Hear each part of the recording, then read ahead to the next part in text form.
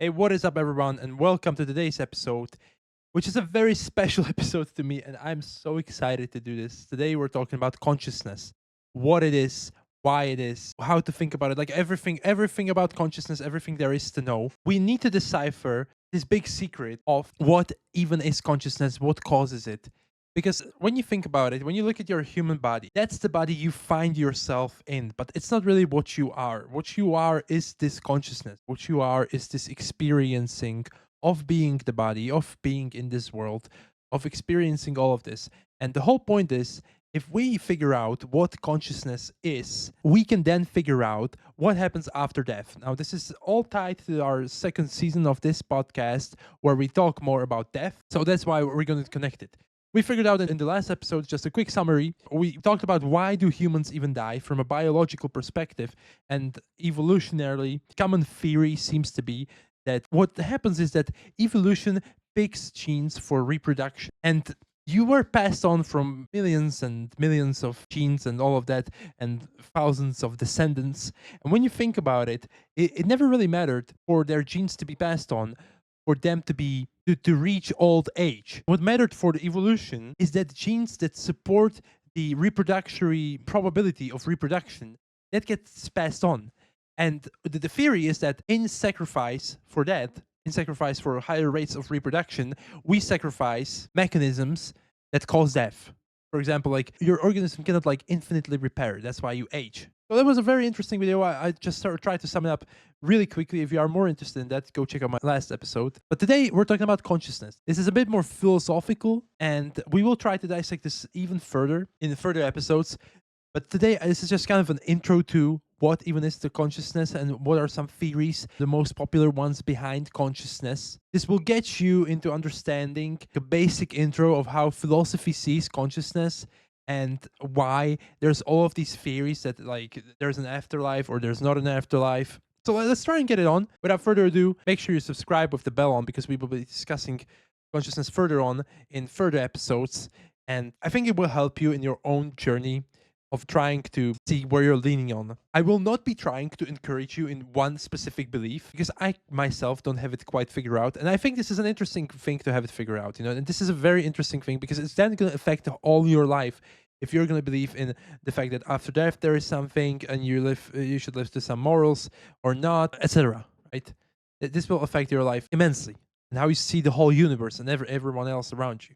So first, let's talk about the classic scheme we have here. When we talk about consciousness, we will try to dissect it into three basic questions: what it is, why it is, and what it means for us.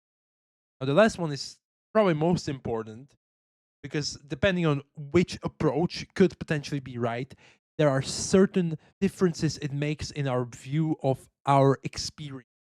First, when we talk about what it is, I searched up a definition. I tried to just look at how it's defined in the dictionary, and I usually lean towards the Cambridge Dictionary. It's been the most reliable to me. Now, what I found as a definition of consciousness is that it's the state of being awake, aware of what is around you, and able to think. Now, we do experience consciousness, so we can associate it very quickly with this definition. It's fair. There's even an example that says he lost consciousness on the way to the hospital and regained consciousness the next day. Now, this is very, I mean, yeah, sure, I get it. It makes sense. But let's imagine you're talking to an AI chatbot and you say this is the definition of consciousness. Now, the AI chatbot, he wouldn't really be able to associate it with this because he doesn't even know what it is, what it is like to be awake, what it is like to be aware of what is around you. So what I've decided to do is to go a bit further on and imagine if I were to describe consciousness to someone not conscious, describe it very accurately. I think we should say, just like when we define life, you have these characteristics like homeostasis, metabolism, genetic information, reproduction, growth. All of these are characteristics that go further in describing what a living thing is, how it behaves, and all of that stuff.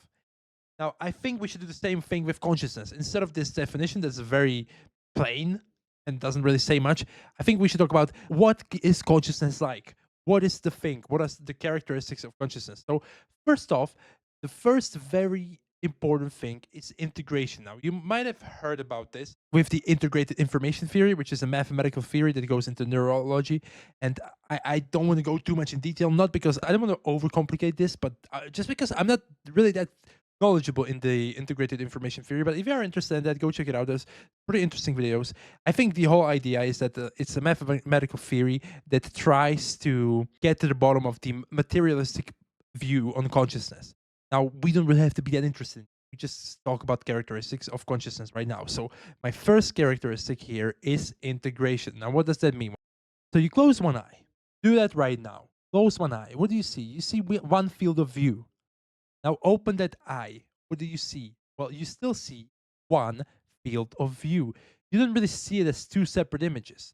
Now you can kind of like see your nose, but it's the image of your nose is your brain ignores it. Now what your brain is doing, it's integrating for a singular experience. If you smell something while scratching your hand, you won't be feeling those sensations separately, but you will be feeling both of those senses. It's connecting all senses into a singular experience. Now, this gives you the idea of an eye because it's the integration of something. Now, there's a possibility here. I read in Nietzsche. I'm not really sure if it's Nietzsche's idea alone, but I read in the book Beyond Good and Evil. He was talking about something like a soul of social hierarchy. The way I understood it, I'm not sure if this is accurate, is that since this is all integrated, you are not the only active force in your brain, but you don't really see it because it's all integrated into one. That's why you think your thoughts are your thoughts. And I think what Nietzsche was trying to say, but maybe not, maybe it's just my interpretation, is that there may be some possible subconsciousness. Maybe there is something that it would be like for you to be just at one eye, or just like some part of your brain. Now, maybe not, right? But if this is all integrated and we get the full integrated experience, then is there a possible integration of a lower thing below this consciousness? And if then, why should we be the highest form of consciousness? So yeah, but I think Nietzsche's point was more about the free wills. But the second characteristic we have, Edmund Husserl, the guy that came up with the idea of phenomenology, he was the guy that said that consciousness is always consciousness of something. When you really think about it, you are always, there's some object or some like something, there's always something inside your consciousness. Even when you close your eyes, there are these thoughts inside your consciousness you can hear with your ear. And you know, my idea with this is that even if a world exists separate to us, it's always kind of rendered into reality. And it's tough for me to describe this idea, but imagine you have a Minecraft server that's always open and things are happening in the background. But the consciousness is the one that even allows for us to kind of like talk about that world there. When you join the server, the chunks load up. Now, I'm not really saying that the world doesn't work without a conscious observer. It gives like this second quality to the world. And it seems to me that even if the world is happening somehow as like a simulated, because at that point it's kind of a simulation, and that would then imply that it either would need a conscious observer to be working, or it's happening on the background and the world is higher than the conscious observer. This is a very tough for me to communicate clearly, but I think what's more important is the flying man thought experiment. Now there was this middle age philosopher, I think it was a Persian guy named Avicenna. Now this guy was saying that imagine yourself falling from the sky, knowing that you don't have a body, you don't have eyes, you don't have any senses, you're just this falling thing. Would you know that you are? He said that what a modern view would be like, no, you wouldn't, because you need the brain, know that you are. You need those senses to experience. If someone is with Avicenna on this one, please let me know in the comments. I'd be very interested because I still agree with Husserl in the intentionality that always consciousness always has to have something, some object that it puts its attention on. Maybe I'm wrong though. Maybe I'm wrong. Now, third, there is qualia.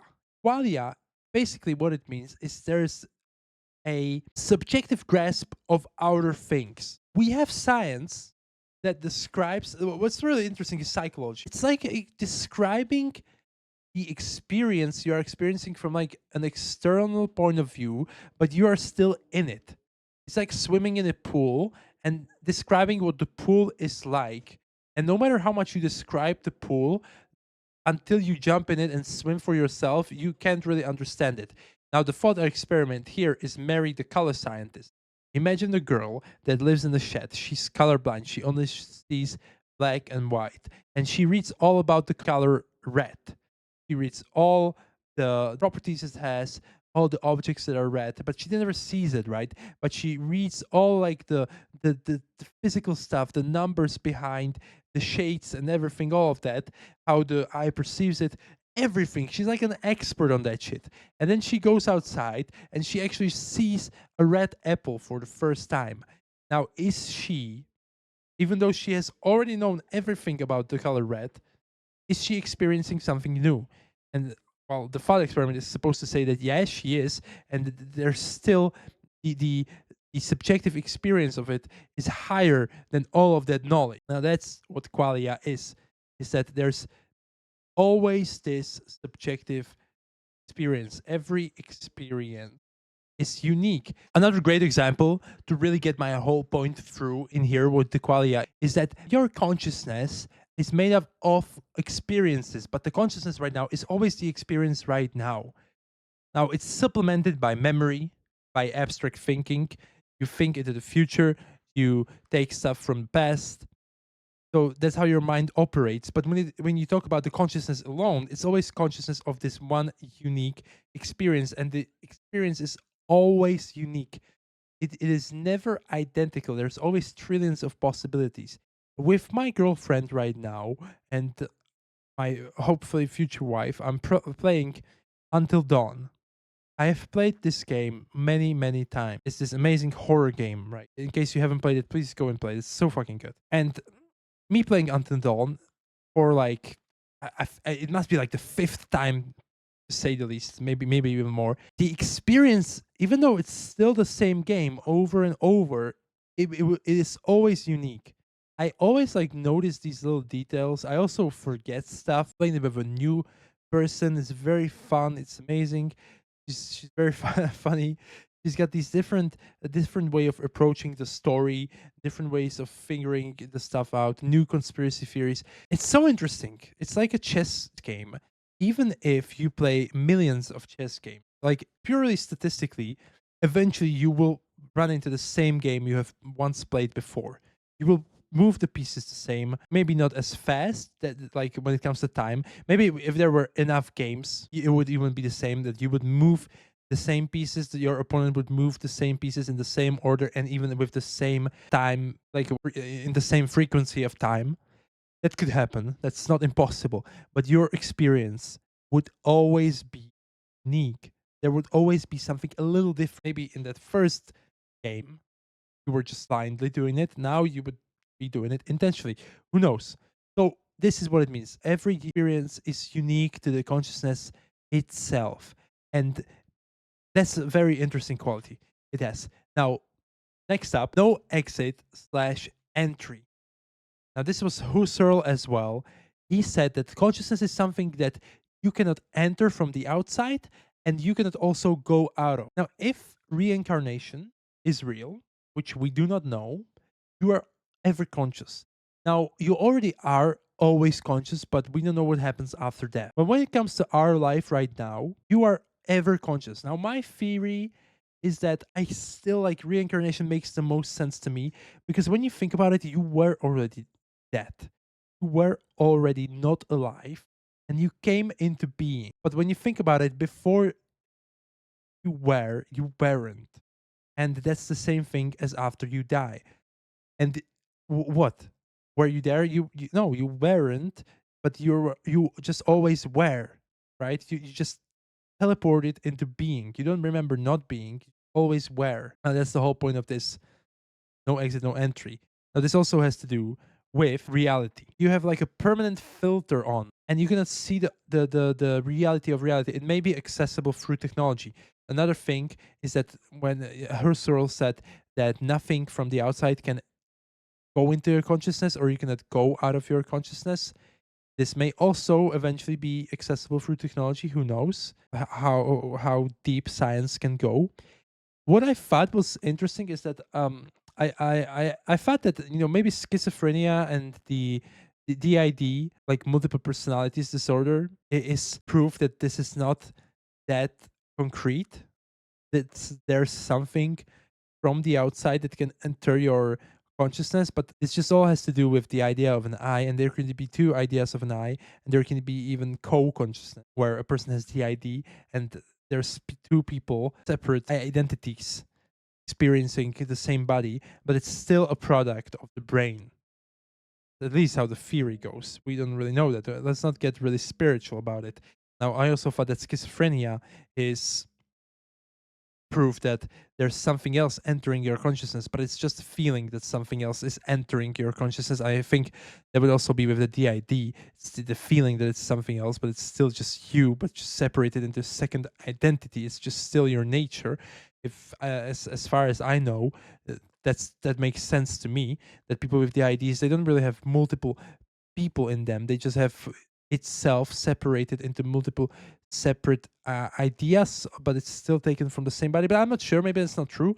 But I know with schizophrenia, the idea is that it's not a separate thing. It's just the thoughts that are regularly happening in your brain. And thoughts happen by themselves, right? Just thoughts pop into your head. But the person that has schizophrenia, he doesn't have the efference copy. That's called it's called an efference copy that's sent into his like audio sound system that tells him that this is you, this is your thought, and this is not someone else saying it. Now, the person with schizophrenia, he doesn't get that into his system in the brain that associates with hearing. And since he doesn't have that copy that tells him this is your thought, he thinks that it's someone else. But it's just a feeling that it's someone else. It's not really someone else saying that, even though they are in your walls. The CIA is spying on you. Okay, so this is a fourth characteristic of consciousness. There's no exit, no entry. Now, this is a very debatable one. I think this is the most debatable one when it comes to technology. But let's go further on. Metacognition. Now, what the fuck is metacognition? You might have heard about this. I have even read somewhere that metacognition is the highest form of intelligence. It's very interesting. Consciousness, you being conscious, all of these characteristics, you are able to experience integrated experience. There is no exit, blah, blah, blah. Okay, but what you're also able to say is that you realize that you are conscious. And that's a whole nother level of consciousness. It's not just the pure experience, but it's this knowledge of you being conscious. And you can really more and more separate from your nature, but you still cannot take away the fact that you are experiencing all of this. The whole idea, if you've ever done mindfulness meditation, the whole idea there is that you sit and you let your thoughts come, but you kind of take a step back and look at them as if they're not yours. And that's when you realize they actually are not yours. That's the whole lesson there. The mindfuck there is that if there are some thoughts able to enter into your head, then what even is yours and what are you? Well, we don't. That's another whole very complicated topic. What really in the human are you? The consciousness. At least now we can say that you are conscious. We cannot dispute that, right? Now, next up is what I would call the leap. I have already talked about this. This is a very interesting thing. It's my personal theory. It doesn't have to be true. It's true in the fact that you always leap into a conscious state. Now, not so long ago, I was at a barber and I fainted. I lost consciousness for a bit. It was due to, I was giving blood that day and I also had kratom. So I think it was the combination of those two things. And I fainted. And it was for a very brief moment. I skipped the non-conscious part and I wasn't conscious in that. And you always leap into where you are conscious. Think of when you go to sleep and you have this like perfect sleep where you don't have a single dream, you don't experience anything. And you always just like, it's like this very, it can even be uncomfortable. You always leap back into consciousness. It can be uncomfortable. I remember when sometimes I drink, it was last time I had like 3 beers. I was with my girlfriend, and I fall asleep. And even though I know it and I remember and I'm not doing anything crazy, I wake up and it's like this like genuine jump, and it's so uncomfortable because you know that so much time has passed, so much went by, you barely remember how you fell asleep. Because normally I'm like in this process of falling asleep. I usually have dreams in the night, I usually go piss, I like don't have such perfect sleep, and it takes me some time to fall asleep. But when I get drunk, like it's like a very quick sleep. I think it also is caused by me going to sleep when I'm very, very, very tired when I am drunk. And the sleep is very sudden. I'm usually not awoken in the night. And I wake up with this like very, very uncomfortable feeling of this leap. It's very hard to describe if you haven't experienced it. I don't know if anesthesia is the same experience. I know that there has to be this leap, and well, the lesson here is that this could be potentially with death, not only with death of a human, of you individually, that if reincarnation was real and there was no dualism, it was just this world, that you would leap back into the consciousness, but also with the extension of humanity. When it comes to the outer world itself, it's not really clear for us if it happens on the background or not. Maybe there's always a consciousness seeing stuff. It's very tough for us to imagine that something is just happening without there being some consciousness to it, but I think it can. Think of it this way: the universe is 13.8 billion years old. We are now here. What about all those 13.8 billion years? This is what I call the leap. Imagine a scenario where Earth blows up, and hypothetically, we would be the only conscious life in the whole universe somehow. Now, the universe would go by, physical laws would happen, and another big bang would happen, whatever. Tons of coincidences. But all of that would happen inevitably if there were ever some consciousness again, and something would awoke, like a baby would be born, conscious baby, there would be this leap again. Like it would always just like teleport into time where it actualizes. Now that means that no matter how long it would take, consciousness popping into existence, the consciousness itself would inevitably always find itself in a scenario where it can find itself. Imagine if there are 100 universes and all of those just randomly happen. Everything is just completely random, physical laws, things bumping into each other, atoms, all of that stuff. And this is the only universe where a conscious life rises through all of that. It arose. This is still the life we find ourselves in. This is the life that the consciousness always will find itself in. It's very hard for me to describe this idea, but what I call the leap hopefully made some sense. Hopefully.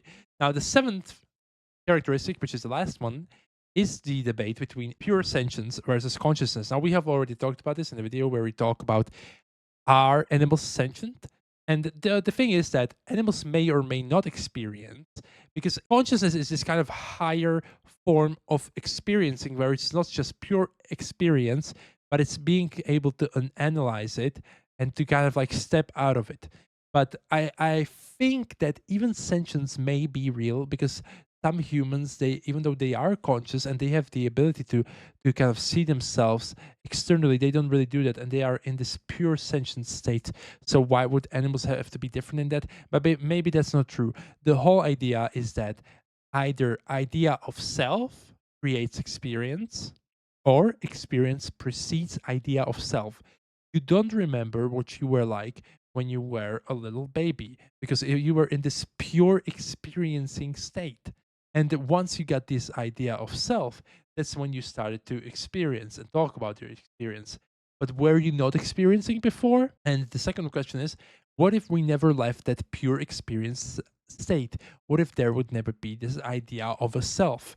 Would you be then able to experience or not? This idea of a self may even be necessary for consciousness. But who knows? Who knows? What's really important is that now we have these characteristics. Now we understand consciousness more clearly. And now we can talk about explanations behind consciousness. Now we can talk about how we see why consciousness even is. Now, first, the most popular explanation you will run into all the time, because science is now pushing this a lot, and it's a very practical model to work with, is materialism. This is saying that there's this form of monism. What monism means is that one is everything. Everything is material, or everything is just the illusion of consciousness. Now, this form of monism is saying that one is everything, material is everything. Everything arises from material. So even consciousness itself would then have to be somehow material, but maybe a material we cannot see. That's very tough to say. Somehow, something material, like a lot of neurons in the prefrontal cortex and in other areas of the brain, evolution, all of that, somehow something material makes consciousness pop up. Makes this idea of a self, which then forms the idea of consciousness, which thanks to this integration makes this consciousness arrive. So it's through evolutionary development and data processing.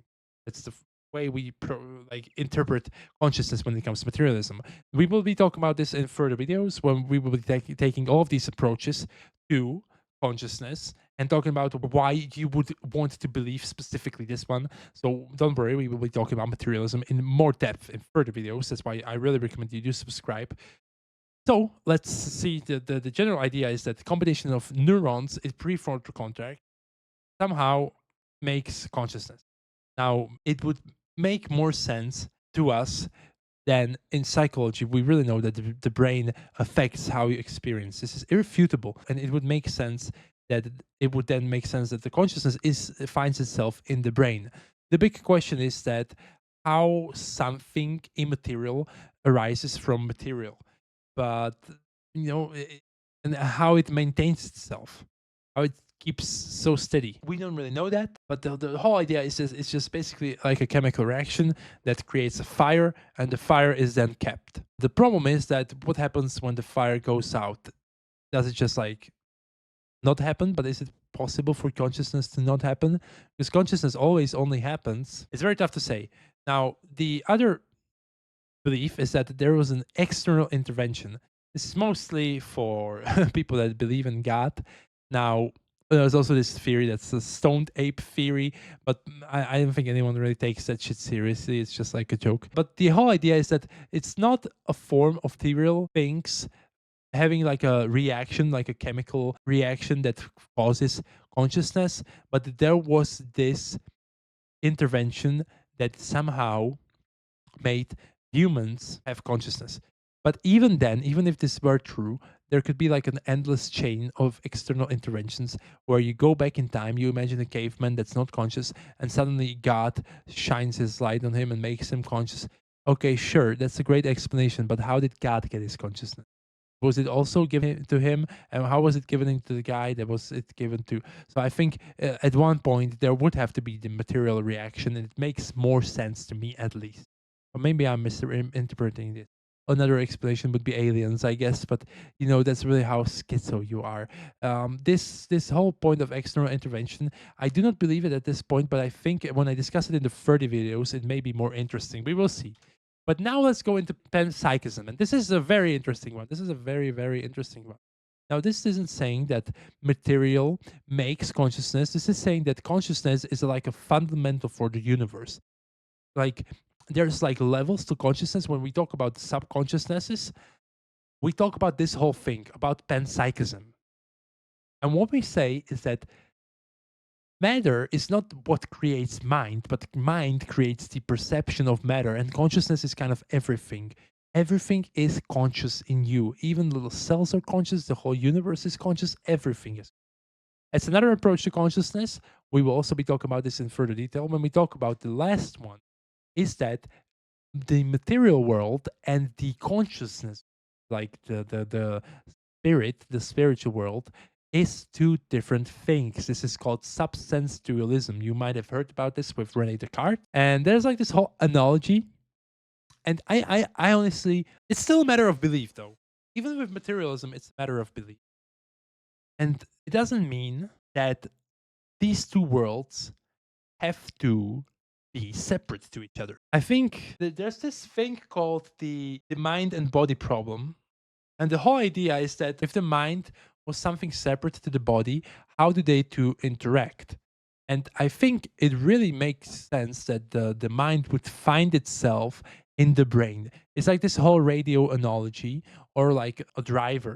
When you drive a car, you have to abide to its laws. You don't really get to do something yourself, right? Like you're in the car, you have to drive it the way it's driven, right? It's just like with your body. And a non-physical mind might require a physical body to sense the world with and to drive with. The whole analogy here is the radio analogy. Imagine you have a radio like that old one with like the circular wheel or whatever you would call it, with which you shape the frequencies. With that, you twist the frequencies and you go to one frequency and it plays a station. Now the radio itself is not really playing anything; it's just shifted to frequency. Now it can be the same with your mind. It just finds itself in the frequency it is on right now, which is this body right now. But when the frequency breaks, it will just automatically go to another frequency. So this is the last approach to, like, major approach in my honest view. There can be some more, but I think these are the most like major ones. It can also be that more of them are true. We can somehow connect them in some theories. Materialism seems to be the number one leading theory on consciousness right now, and also makes the most sense, right? Like, you cannot dispute the fact that a human is clearly, like, the brain and all of the psychology and neurology, all of that, it affects how a human acts, and not only acts but experiences as well. Like, you take a substance from the external world and it affects the experiencing you have inside. You take a psilocybin mushroom, you take LSD, it affects it. It affects it. Like, this is undisputable. Now, there was this whole experiment called the philosophical zombie, and I think it's very interesting when it comes to materialism. And it says that if there's a human and you are in a art gallery and you both look at a painting and the human says it's beautiful and you also say it's beautiful, but that human, it's just imitating human behavior and it's just a robot with no inner experiencing. There's no inner consciousness experiencing anything. It's just doing what a human does. If that is possible, if there's like a philosophical zombie that perfectly replicates a human, and you would never know, right? Like, how can you know? It's like an NPC practically that perfectly replicates human behavior, but it just doesn't have that experience of it. First of all, how do you know? But second of all, if that is possible, then why do we even have to have that experience? Why do we experience? That would then either mean that there's no free will, and what you're doing is just experiencing your body moving, which is what seems that modern science is leading us to believe. But maybe that's not really true, and maybe you are really acting, and maybe there is this really mind and body problem, and maybe there really is like a substance dualism. Maybe the consciousness itself, the soul itself, is somehow separate to the body, and you are somehow acting. And this is all with the idea of Nietzsche's social hierarchy of the soul. That's why I mentioned it before, is that there are these inner forces and they all kind of fight with each other, and you're just one of those forces, and the other forces are the biological ones, the pre-programmed forces of the brain. I wonder, and it's so complicated, right? Imagine if your human consciousness found itself in a body of a cat. Would you then behave exactly like a cat does and never think like a human? Or would you somehow know that you are and have this rational part? Or is it just a characteristic of the brain? And it's a very complicated topic, but most likely I think it's all about it by biology, and you would just experience what the cat is experiencing, but you wouldn't really think about it. But what would then happen if the idea of an I arose? Would you then act differently? Would you be more conscious? I don't know. I don't know. I don't know. I don't know. I don't know. So that's insane. Now, we talk about these four approaches. Now, once again, first one was materialism, second is external intervention, third is panpsychism, and fourth is substance dualism. Now, if we look at what each approach for us, let's try and look at what if each approach was right. First up, we look at materialism and we ask what would then be true if this approach would be true? What would be true if that would be true, that some neurons make the idea of consciousness, that this integration of neurons and information inside of data makes the conscious experience. Well, it would mean that consciousness emerges from neurons, obviously, but it would also mean that identity is completely gone with death. Where does it go? It's gone. Your identity right now is gone. There will be further consciousnesses on, but they will just have a different identity. Now, this doesn't mean that this consciousness you have right now would be gone. It can go into that different identity, but your identity right now would be gone. This still doesn't dispute the fact that the consciousness itself, the soul itself, it can find itself in a different vehicle. Say it like that. Now, free will may not exist. Everything is brains, meaning that everything is in brains power. And also, if this is true and something material can make something immaterial, maybe if we go further enough in science, we can make consciousness in a lab and we can even make AIs conscious. I don't know. Let's go further on. So we have an external intervention. If this were true, then humanity is no longer an accident, because remember, when we talk about evolution, mostly what's believed is that evolution has no purpose. The only purpose is to reproduce, and it does all of that, and it just passes on genes, but it doesn't really do anything. There's nobody that does evolution. There's nothing it does. It's just something we have named, right? It's just a process. It's just a natural process. But if this were true, if there was an external intervention, there was really someone that gave us this consciousness, then there's many questions. First of all, how was he able to do it? How is it able to sustain? How do new children keep having this consciousness? How did that guy gain consciousness? And what is our purpose? How, like, what the fuck, right? And this we will go further on in further videos, and this might even be the most interesting one, because it's like the most crazy one, but it's like, okay, let's try and think, if it were true, like, what does it mean then? That would mean that is our purpose given to us by the guy that gave it to us but didn't tell us about it? Like, what the fuck? But then we go further on and we talk about panpsychism. Imagine universe as an ocean and you are a drop of water. You fly up from the ocean and you fall back down into this endless consciousness. Everything is consciousness.